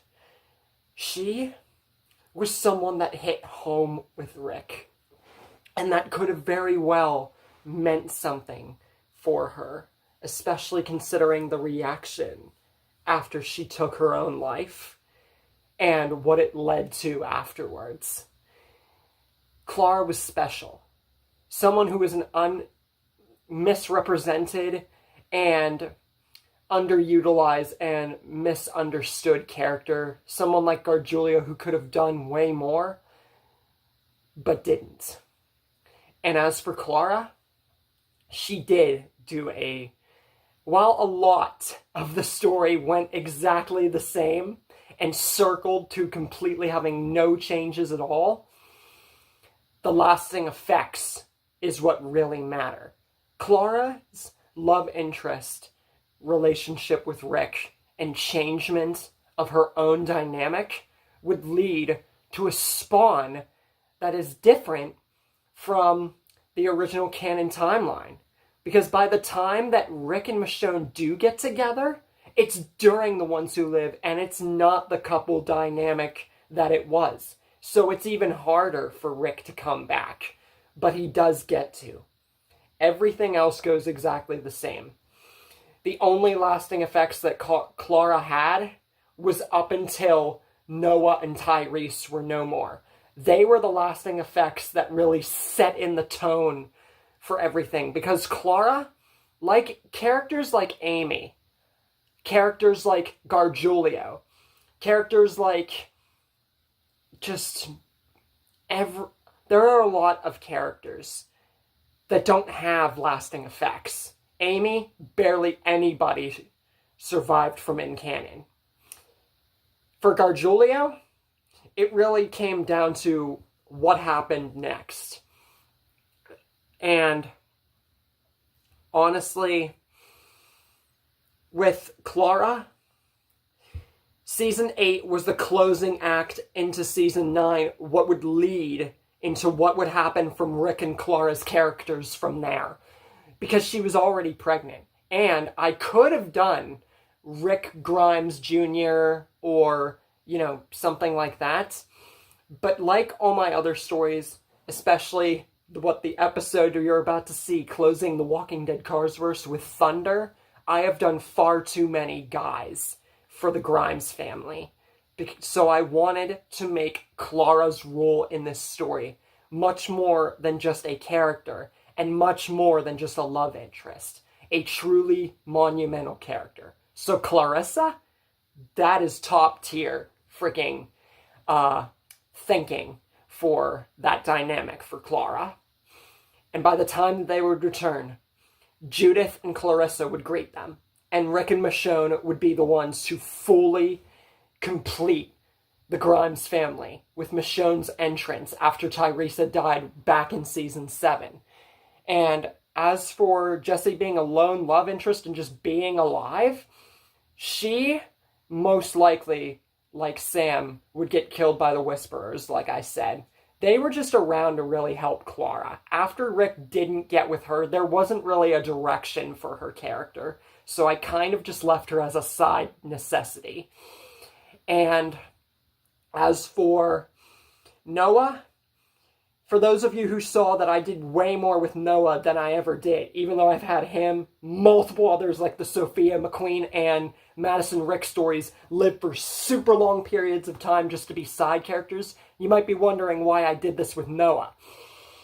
It's because, like Dwayne and like Tailgate, I never leave a character's upgrowing potential in a story without something intended for them. So you can be sure that Noah will get his comeuppance. And for those of you satisfied with his character, satisfied with Clara's, and satisfied with the ending, thank you for watching What If Clara Survived? I know a lot didn't happen in this story to lead into super exciting moments or, top tier thinking, but that's because Clara couldn't do that much. It's what she was bared down to. And if I didn't make her a love interest, she would have just been a side character. And I did not want to do Clara like that. So, I hope you guys like this direction of which Clara went. And, closing the Walking Dead Carsverse, the final episode, will be coming up next. Look at the rest of the Clara list for reference on what's after. And I'll see you guys for the future of the Omniverse of Nick. Now get out! What? Get out! Everybody get out!